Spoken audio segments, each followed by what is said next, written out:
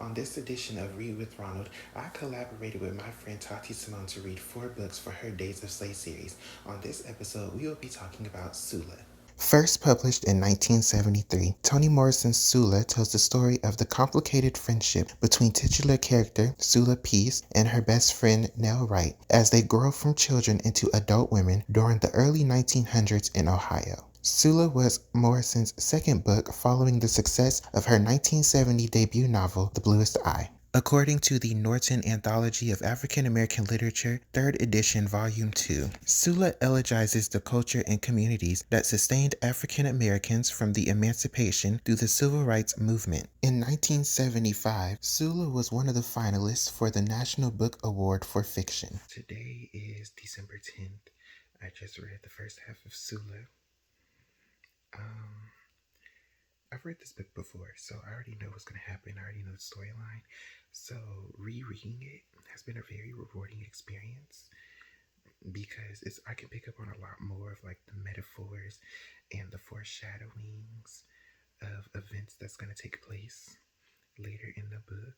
And also, it's been a few years since I last read this book, so now that I have some more life experience, I can also pick up on more like the more mature themes that I wasn't able to pick up on before. And also, this book it seems a lot shorter. It's only split into 2 parts, but it seems a lot shorter than when I first read it. And it's probably because the first time I read it was for class, and so it was split up to like kind of make it seem longer for like lessons and stuff. But this book really is not that long. I read the first half today. I plan on reading the second half tomorrow. But honestly, this might be the best book out of the ones I've read so far.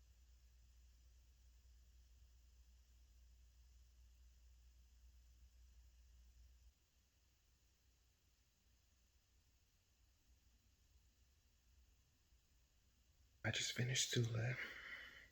Still a 5-star read. Enjoyed it.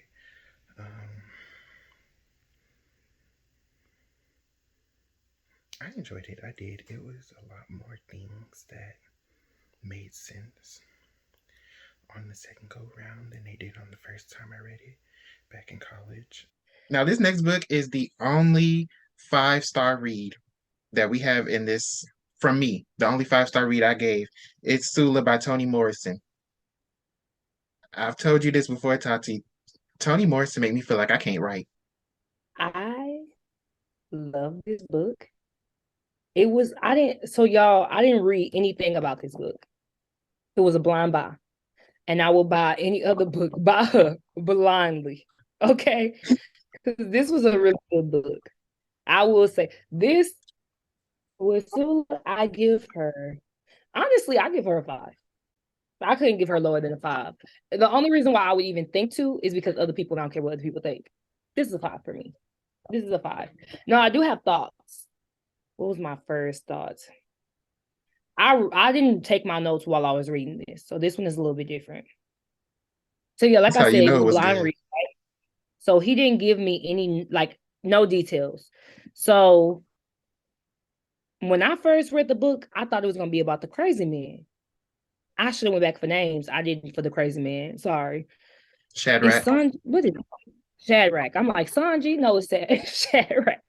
So I thought it was gonna be about him, and I kind of wanted more from his story, but we could get into that now. I don't know how y'all gonna take this, but Nell is one of my least favorite characters. He one of my least favorite characters.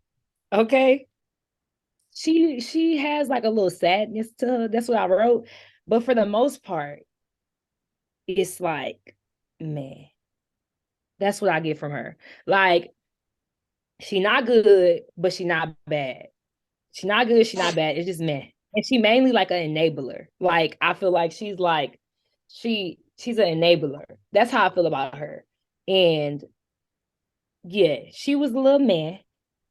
The train scene, um, before I get back into this, I want to say, just overall with this book, it felt very much like sitting on your grandma's porch and listening to her tell the story. And you don't know where the story's going. Mm-hmm. But you know your grandma lived a life. You know she's an interested person. You know this story gonna be good.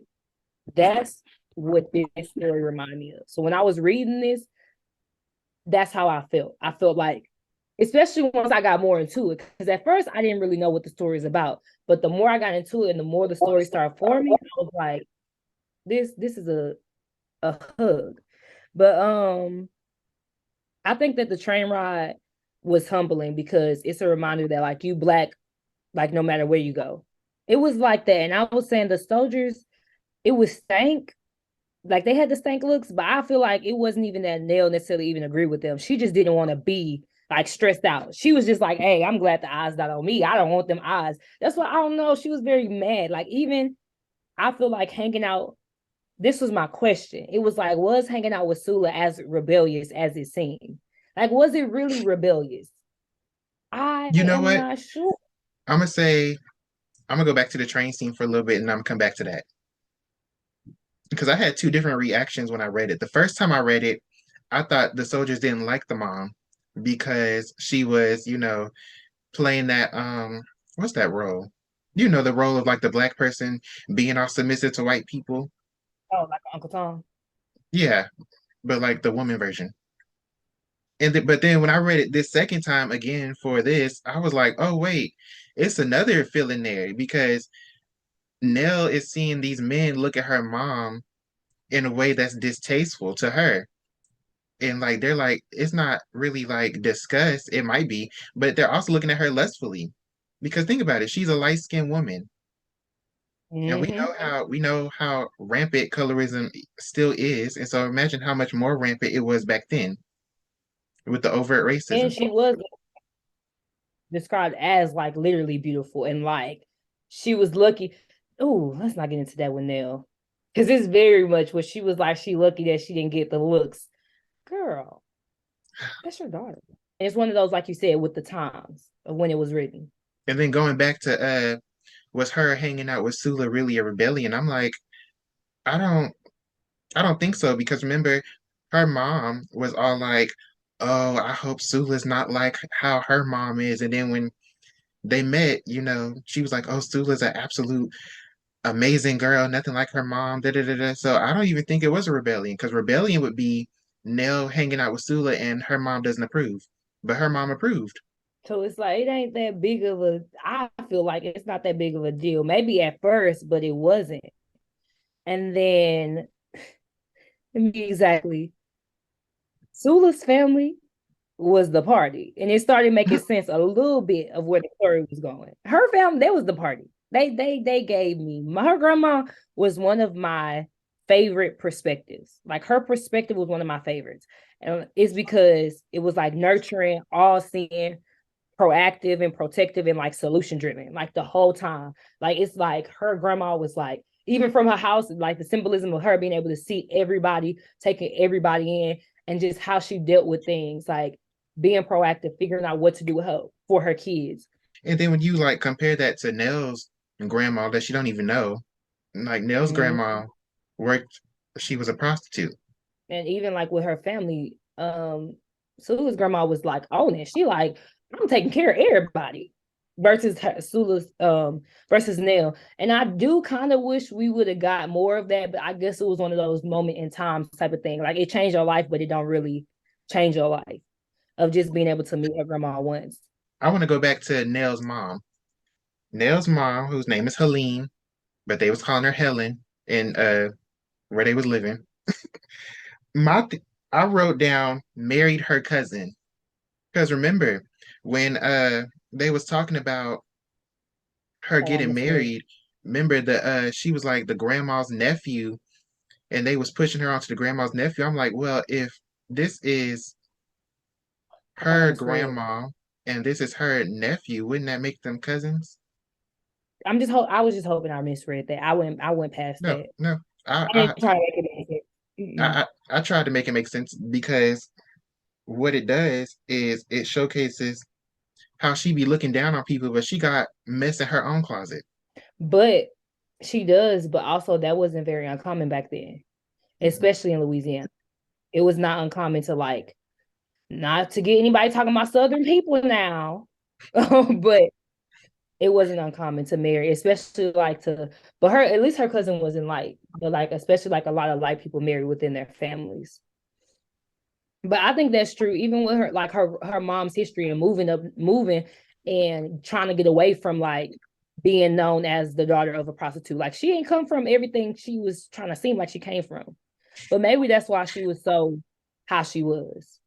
But I think that something else that I was thinking about is like when the grandma, you know how her husband left her and then he came back and she kind of like froze up.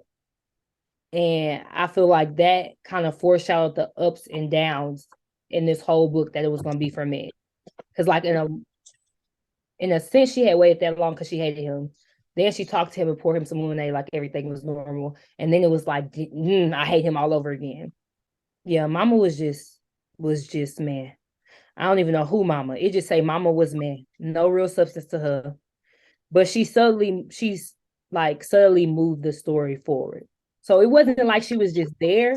She was doing some work to move the story forward. I think I was talking about Sula's mom, but it was just it wasn't really Her changing mom did have anything. her mom had kind of like an impact, but you had to be like paying like super close attention to it Yeah, because it's like not only did she teach, not only did she teach Sula like kind of influence her in the way that she ended up going, but also remember her sitting there talking to the other women and she's all like, "Oh, I don't like Sula, but I love her." And you know how that affected Sula heavily? yeah, that's what I'm saying. It was like, man, but it was like the little things how you said that pushed she subtly just pushed the story forward. So it's like how you said, if you were paying attention, you seen her pushing the story, but for the most part, for me, she wasn't one of the life of the party. I love that the grandma built the house. That was one of my favorite Mhm. parts too. I love that the house was this dysfunctional, what she wanted it to be.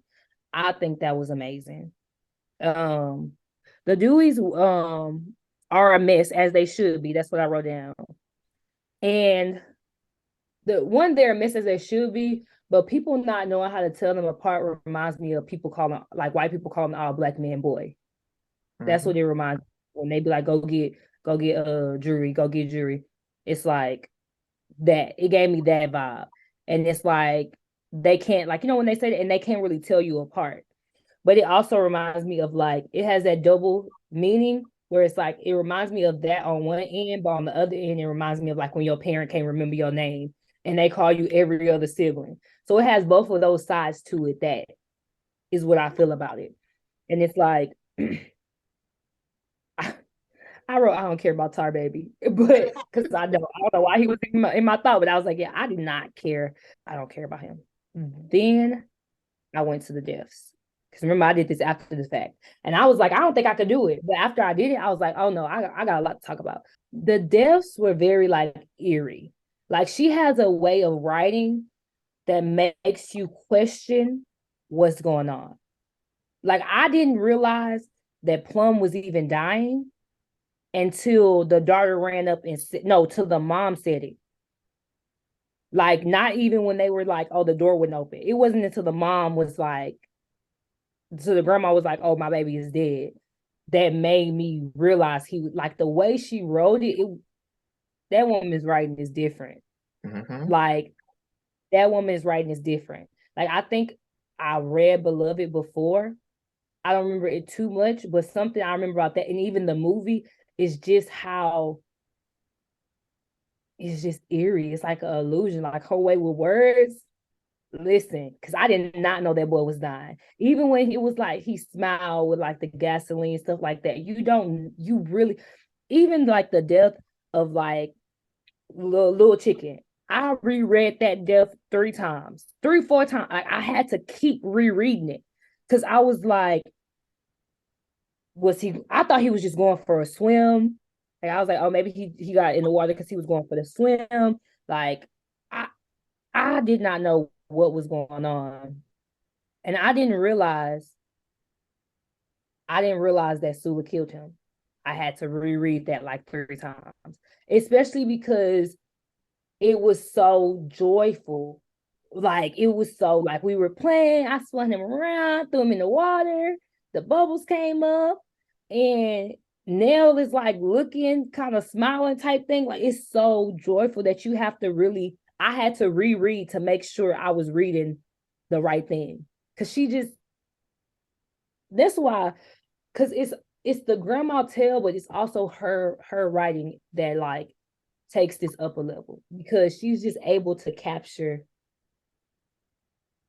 the way she's able to capture a scene is very much the girls who get it, and the girls who don't.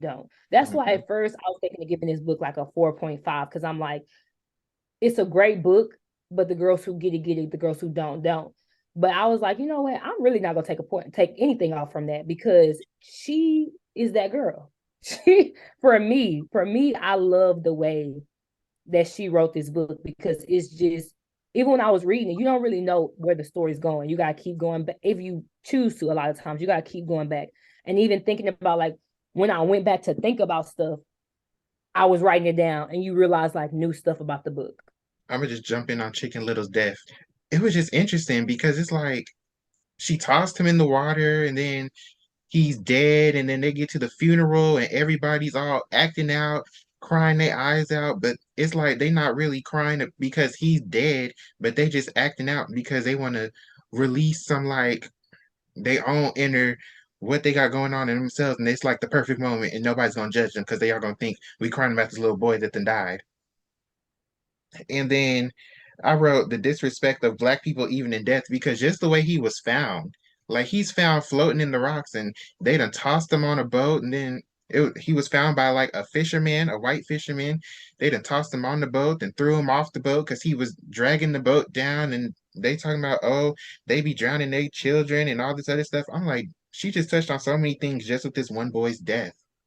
And even the part I almost forgot about, like Shamrock, that's what made me reread it. When she ran up there and she was like, "Did you see it?" Because I'm like, who see what?" And he was like, "Always." What does that mean? But it scared them and it scared me. And I was like, wait a minute, what did he see? What did he see? So, but I think I agree. When it was, I remember him being found and the man throwing him off. And I remember, but the church scene, what I remember from the church scene is Nell. And I remember how she didn't really feel anything. Like she was seeing how it was impacting people, but she didn't really feel anything. Kind of bad, but like not really. And then Nell coming up with this elaborate way to go home speaks to her madness. Man, it's like this is exactly what I wrote. It's like she's trained not to like rock the table. And it like it takes Sula's action even. Okay, no, not it makes. So she's taught to not rock the table. So it makes Sula's actions look even more crazy next to hers. That's exactly how she's trained. Yeah, but they really give her and like it gives and like when Sula does that with her finger, it's like to Nell, it's crazy. But to me, knowing her family and knowing how far they would go to protect each other, it's really like, man, it's not it wasn't looking back in the moment. I was like, this girl look crazy. But and looking back and thinking about her family and how they are about each other, it wasn't unrealistic for her to do that. Because they went out of their ways, like even her grandma, like they went out of their ways to do whatever they had to do to protect the people around them. And I'm like, girl, this your best friend. You didn't know she was crazy. But and it's like they go about like finding solutions. Like while Neil was stumbling around, going around the problem, Sula was like, nah, I did this to me. What y'all think I'm gonna do to y'all? Exactly. Get up on my way. We about to walk the same way we walk home every day. We not doing this. I don't know why I was on Neil's case. I apologize, Neil. I I don't know what just I like about I felt like her. I feel like Nell was kind of like a blank canvas. Like she was just like a blank canvas for everyone else to project onto her. And she just kind of like just took it. And I was Even just like, and like I didn't mind because that you remember like that part where they have like a shared daydream, but it's not really shared. And it's like Nell is like the princess lying on the grass, just picking flowers, and Sula's like the prince riding up. Mm-hmm. That reminded me of like, like the Disney princess line, especially like Snow White, where it's like they're waiting on, I wouldn't necessarily say they're waiting, but it's like they're kind of like helpless in their situation, except for like what they can manage until the prince comes along and takes them out of it and brings them to something new. No, that definitely gives her. And so that's kind of like the vibe I got from Nell. She's just kind of like been trained to be a blank canvas. So because her mom doesn't want her to be a prostitute and all this other type of stuff, and I'm like, okay, but your daughter has no personality now. You've like trained all the personality out of your child. Like even the wedding makes her even more mad to me because honestly, it's like and even like her mother's fulfillment, blah blah blah. Oh, the drapes are getting messed up and kids are running around, and I don't care because we just got married. And then it's even like the man she married me, not saying names, but I really don't like him, so I'm not saying his name. But even the man she married, you couldn't get a job in construction, so you felt like less of a man because you was working in a hotel. So you said, "Let me get married," and let me get married Mhm. to Mel because she's the most man person. She a blank, how you said she a blank canvas, and she cares about me. She listens to me talk all day long. Yeah, because he You, he did that mess because he wanted to feel like a man. Because it's like, oh well, I can't be a man in society because they treat me like I'm a second rate citizen. So you know what? I'm gonna be a man where I can get it. And Nell's not gonna have no pushback against that because oh well, she's just a blank canvas. She's not gonna push back. She's not gonna fight against it. Blah blah blah blah blah. But the problem is that later on into their marriage, he realizes that she's still a blank canvas. And it's like, oh, I selected her because I wanted to be a man, not because I loved her. But my thing is, but you knew that because from I wrote my notes like based on character. So like when I wrote for him, I wrote he wants to feel masculine, and he's identifying with men regardless of race. Like that's what he wants. He wants to be seen as a man. And I was like, hmm so because I understand it's the time period, but like you couldn't at least pick somebody that you like. even him saying like he knew he could really even take care of a wife, but you still wanted one just to feel like a man. And what was the big like construction? Oh, I don't want to work in a Because it's like hotel. I that's want to. like the because when you think of you when you think construction, who do you think of working out there in construction? You do think of men, but it's like you were denied. Come on That now. was his whole That's thing. With him, it wasn't about the construction. It was about the fact that he wanted to feel like a man for once. Because he felt mm-hmm. like being whatever he was at the hotel was like, oh, that's women's work. I shouldn't be doing this. I should be out there getting my hands dirty, proving every day that I'm a man. And I'm like, sir, you have a job. And from what you described, you can't even do You have a it. You paying job. and probably a good paying one compared to that.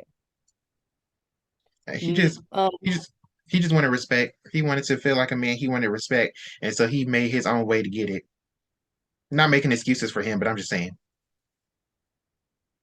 that's basically what happened. I don't like him so, and I ain't especially because it's the and I hate that for Nail, but it's so meh that I don't. It doesn't bother me because I know it doesn't bother her. She don't care. She just married. I love how Sula came to town and she turned it upside down, baby. She turned it upside down. It was like she was returning, like she was returning to get things that weren't even hers in the first place. Like I everything that's owed to me, I'm getting. And it wasn't even hers to begin with. I loved it. It's the way she returned and like it was like they were all like, oh, like the part before she even got there, they're like the townspeople knew what evil was like and they knew what evil looked like and da da da da da and then it goes to Sula arriving with all the pigeons. And I'm like, not evil done walked back into the town. Loved it. I loved every second. And then I'm gonna get into a part of it after that, but she exposed a lot. That's why I'm gonna say with her coming back to town. That's She something I did. like. Sleeping with Nell's husband was low, but was it that low? Like Nell wasn't even mad. She was not even mad. And then it's like, I don't know why he would think that Sula would be with him. First of all, you just said, oh, this she a woman she interesting like to laugh with, but she wouldn't be interesting to be with. And then the next thing you with her. And like I love how Toni writes because she's like, I know this is a little weird. Nell walking in like, oh, this can't be. They on the floor, but no, they not. They couldn't be. They could not be. She's like, I don't think that's happening. What is they doing? And it's making you question because you're like, girl, what are they doing? And then it's why would he think Sula would be with him? But also like running with his tail between his legs, like a lot of the man did. Y'all blaming Sula, but you were a man, you cheated. Now you have to leave your whole family because you cheated. Because you're not gonna be with her. Your wife gonna take Mel. The thing is, Nell wasn't even mad. I don't think she was mad, like at all. She was just. I don't even think she was hurt. She's so mad. I don't think she really felt anything. It was like okay, No, like she she was was. hurt, but she was hurt, but she was ignoring it. Yeah, she was hurt, but it's so. And I think it was so just like unreal to her. It was so unreal to her what happened, and she didn't have time. The kids was there. She did not have time to figure out what it was.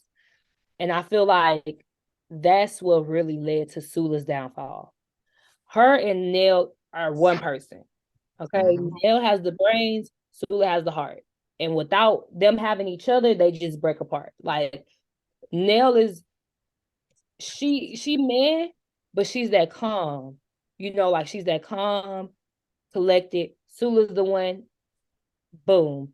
And I think that Sula not having Nell there really was her downfall. For Nell, it wasn't that big of a deal because she's so mad that she gonna stay in the safe zone either way. But for Sula, it's like Sula's the big bad wolf. So like now I need to take care of my husband. I need to take care of my family so the big bad wolf won't get them. So yeah, it was weird. It was like, oh, Sula, everybody just feel like Sula was this terrible person, but that's the okay. So now we gotta get our husbands. And it's like, it was like at least, and this is the thing that kills me. Oh, at least her mom had dignity. She would sleep with them, and then that's it. But Sula takes They them and was discards them away. they was doing the same thing. It's only they didn't leave you for Sula. They didn't leave you for Sula's mama. That's the only difference. It's not now Ajax. Oh Lord. I'm a romance person. I'm a Mhm. romance person. So the romantic person in me wanted me to love him. But in hindsight, after I read it, in hindsight, I should have known where this was going. I should have known where it was going. Like nobody could stay emotionless that long. And then when Sula let him stay the night and in the stupid ribbon, that stupid ribbon, but it was her let him spend the night.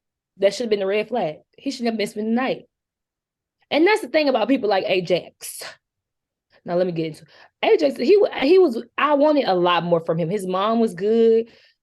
Thinking he see his mom in her, but it's like he's one of those people that wants the benefits of your love, but not the responsibility of your love. Mhm. That's the problem with him. He wanted somebody like his mama and, a free caring woman, a lot of thoughts, but he wanted his freedom to do whatever he wanted. And then Sula, it was this scene where she found his real name and she was like, I didn't I even didn't know his even know name. him. Yeah, I didn't even know him. So I couldn't be like forcing herself to like be out of love with him. I did not like Ajax. And some of y'all might get mad at me because I'm coming from a Christian perspective, but y'all just have to be mad.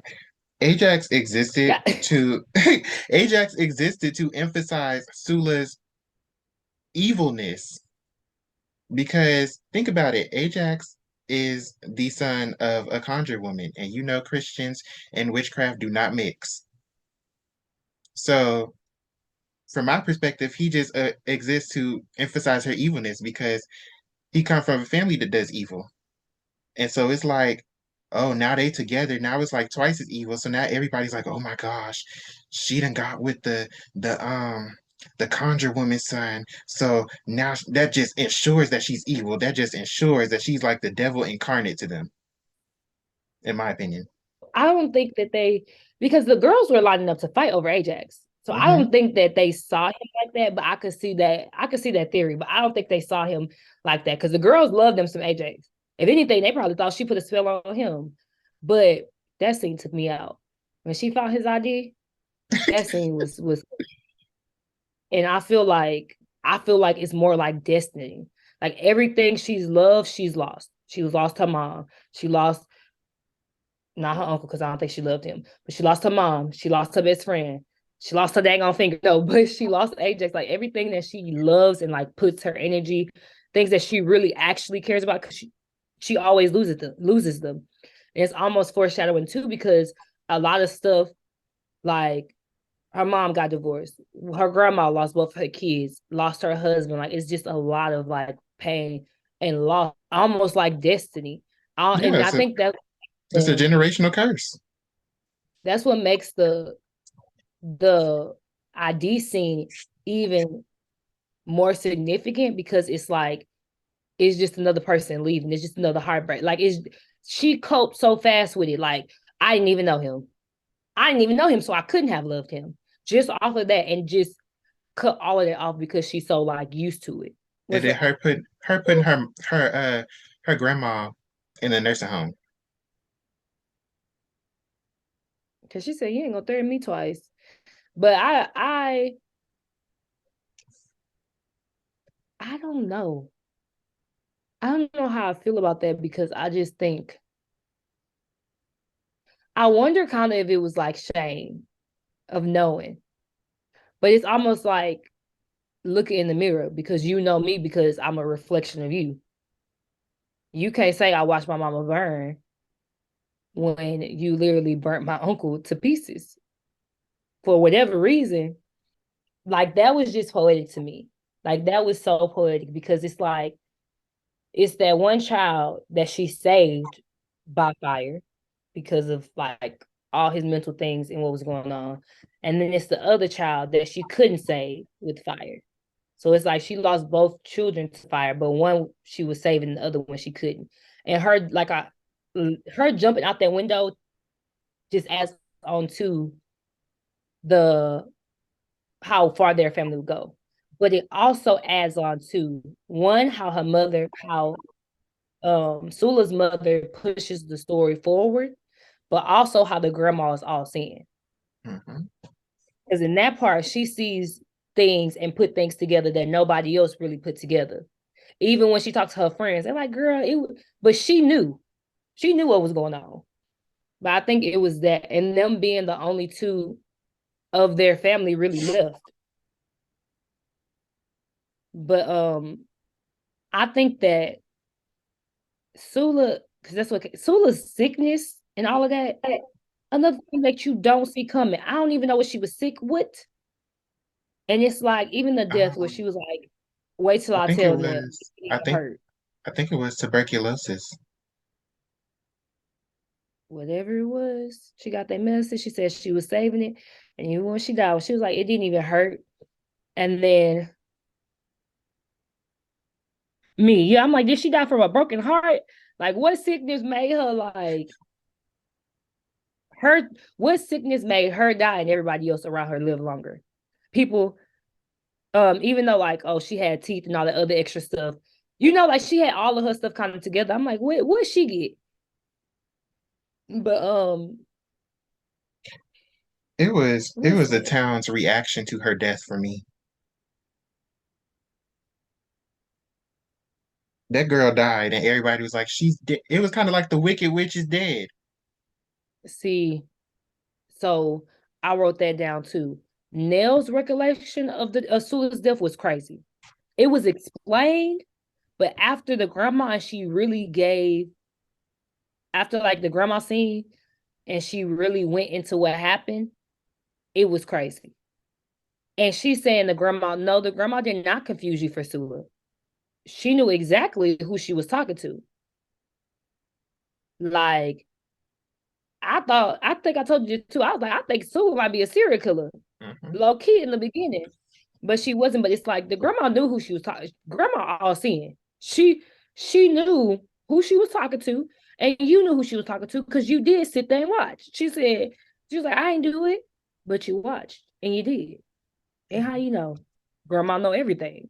And my favorite part was where she was like, "What does it matter whether you're Sula or Nell? Y'all the same to me." Cause y'all basically was thick as thieves. Sula dying showed the town's like true colors. Because people went back to ignoring their husbands, mothers went back to abusing their children. It was like how you said the wicked witch is gone. Now I could be myself. Now I don't need to love my husband, my children, my wife anymore. And in that last day, um, it's that recollection. I also want to go to that of what's that man name? Shadrach. I keep on calling him Sanji. Shadrach. When they were like, he tipped his hat off to her, so she must be the devil. He ain't nice to nobody. And just that miscommunication of like when he explained it, of thinking she said something, he was just saying always because he didn't know what else to say. And her thinking, oh, he know, but really, he don't know nothing. And I wanted more of him. I did. Because they were like, him and Sula turned the town upside down. I said, okay, where? When? Huh? I know Sula turned it out. But where did he? Just lead me to not my last point, but the last part for, I guess, the town is like taking half the town when everybody joined in. Um, when they was like, oh, that's the day they died. They wanted to. That was not a mistake. I don't believe that was a mistake. I don't think that like they just joined just for fun. They went into the tunnel and tore it down and like took their lives with it because they just wanted that tunnel gone. That's what I feel like. I feel like it wasn't like it was intentional. Like how Mm-hmm. they said it got started. And it was just crazy that Shadrach didn't get harmed. But everybody in there, I think it was intentional. Even if it was maybe subconscious, maybe it was subconsciously. But I think it was done for a reason. They wanted that thing gone and they took it down with them. I'm finna go super deep with this because Okay, let's go. okay, this He whole biting his chip. all right. So Shadrach, that's a biblical name, right? That's a character in the Bible. Toni Morrison did that Mm-hmm. a lot. She take names from the Bible. So in the Bible, Shadrach is one of the three guys that got through in like the fiery furnace because he wouldn't bow down to the king because he served God, right? Mm-hmm. So this Shadrach is he walking through the town. Oh, it's National Suicide Day. It's National Suicide Day. If we do this one day, it'll appease the rest of the year, so nobody will die. Right, right. Mm-hmm. So I think that's kind of like a what's that word? A juxtaposition. How like the Shadrach in the Bible, he's sent to his death, but he Mm-hmm. lives, and Shadrach is leading people in this book is leading people to death. And so on that day where Believe. he finally, like everybody finally follows him to their death, and he's the only one that survives, I'm like, well, he's not the only one that survived, but like the story makes it seem like he's the like most notable survivor. And I'm just like, y'all followed this man to y'all deaths because y'all were tired of bowing down to white supremacy. Because if you like really pay attention to that scene, they're tearing down that tunnel because it represents all their broken hopes, all their broken dreams, all the broken promises that were promised to them by the government and by white people, like how they was gonna have jobs, how they was gonna be able to provide for themselves. So now Mm-hmm. that's like a physical representation of their broken dreams. Now they done followed the man that's named after a man that was sent to his death in the Bible and lived. So now y'all done followed this man to y'all death, but instead of living, y'all done went into the little fiery furnace, which is the tunnel, and y'all done died by drowning. It's a complete juxtaposition of the biblical story. I agree. I agree. They went that tunnel, but I don't think they wanted to make it out. I will say that. I don't think they wanted to make it out. I think they wanted to take that tunnel down with them. And if we really think about it, they tearing down that tunnel that's representing their broken hopes and dreams and possibilities, and it took them down with it. So that speaks to how like if you let your brokenness consume you, eventually it's gonna take you out. Baby, she has it's so much meaning in her books that it's now this last part that is killing me. This last part got me. The new horse.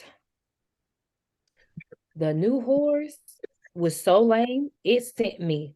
How can you say back in my day we had real whores? Not what we have now. I'm like, Did you Nell, really say that?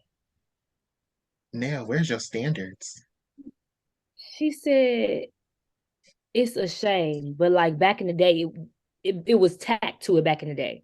Like they were they were whores, but at least they were themselves. Now girls are so shameful about it. But back in the day, y'all didn't like them because they didn't have no shame. So keep aside. Y'all want the girls to be shameful, or I Or don't want not? the girls to be shameful. And something else I loved that I didn't put in my notes, but in the end, when Sula was like, and I wish she would have told Nell this, but like she didn't understand why Nell was so mad. She like we used to share like kiss boys and tell each other about it. Like we share everything. So I don't know. She really didn't understand why that moment was different. And then when she was like, when the light went away from Nell, and she was like, she thought it was her husband all along. It was Sula. And it's like, yeah, because that's the one you really lost. The other one wasn't good for nothing. It was really Sula that you lost. For real. He wasn't good for nothing. He was gonna leave for one reason or another because he not a man. He He wanted to wasn't be a man. satisfied with her. He wasn't. He just married her just to marry her. And he was looking for the quickest reason to be out. But Sula really brought, even when they tell the story of like how kids like I never seen you laugh that much of bringing that spark back to her eyes because they level each other. She the man without Sula, she's man, she's here, and without Nell, Sula is here. Okay. Now I don't think Nell could have stopped Sula from like sleeping with everybody's husband. I don't think she could have controlled Sula, but I think it wouldn't have been. I think it would have been a different story if they actually were still friends. This book just had so much going on, but it was like the right type of going on. No, it's like a folktale, literally. Like it's like I like this is something that is going to be referred to a lot. This I definitely could see this 100, 200, 300 years from now being like one of the folk stories that people say, you know how we have those? I really see that. And Mhm. she that girl. I will she is the girls that get it, the girls that get it. The girls that don't, they don't. It's suspenseful. It's like filled with death, it is. And with like spirituality and love. I love the imagery of Southern culture and like spirituality. And like I love the dreams and the imagery. All it's like just her storytelling is so powerful to me. And her way to mix, I honestly think that out of all of them, of course, people didn't want to be in the South. And of course, there were certain things, but I feel like she gave me the most welcoming feeling. And maybe it was the time that it just really, really like it's something like when you grow up in the South, this is a story you would hear. I feel like this is a story you would hear, even in your family, like, oh, our grandma used to do this, and yeah, she did this. And they say she jumped from a building, or grandma be having these dreams. Like it gives me that type of vibe.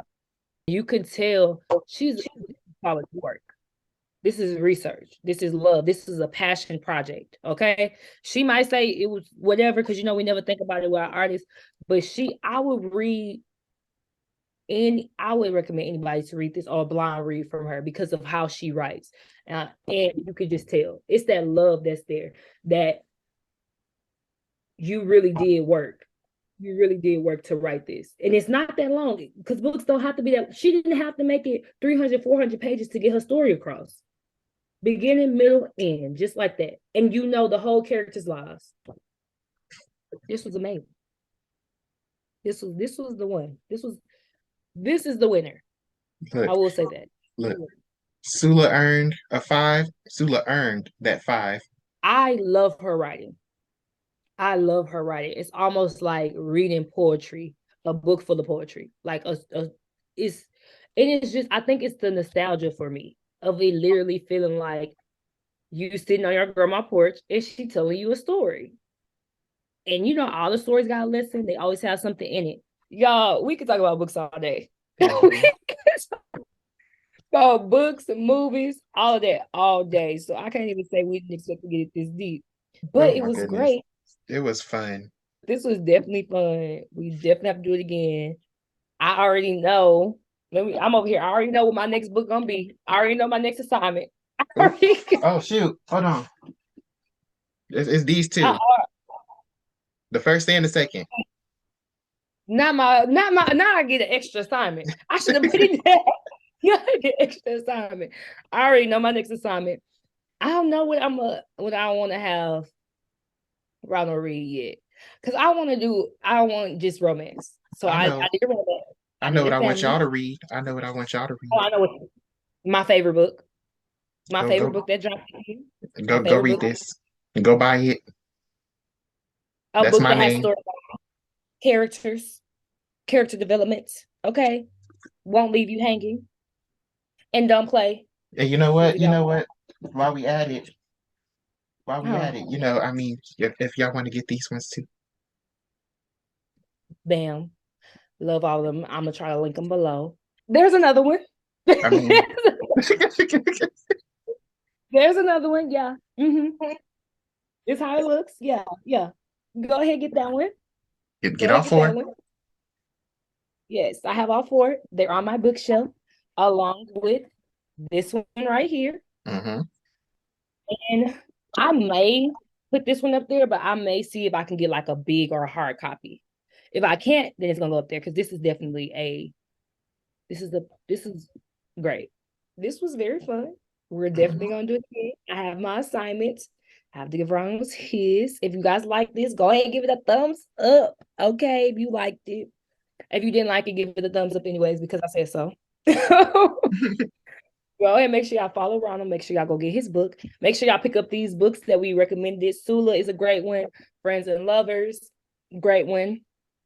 Yeah. Everything I Never Told You. It To was Queer okay. Black Man. I mean, Okay. if you want to get this one, go ahead. And yeah, y'all, like I said, like, comment, subscribe, share, so we can get more people into this potential family, okay? So you can grow with your girl. And so you can grow with your girl. And I would say, Ron, you ain't gonna dance. All right. So y'all make sure y'all follow. Oh well, I hope y'all enjoyed this video. If you watch from my channel, go follow Tati at Tati Simone. Simone is spelled Somne. And if you have an issue, Mhm. talk to her mama. And if you watching on Tati's, follow me at my name. It's literally Ronald Savage Jr. And yeah, we hope you enjoyed this. We're gonna try this again next month, but I hope y'all enjoyed it. Enjoyed as much as we did. Okay, y'all. Bye. Bye.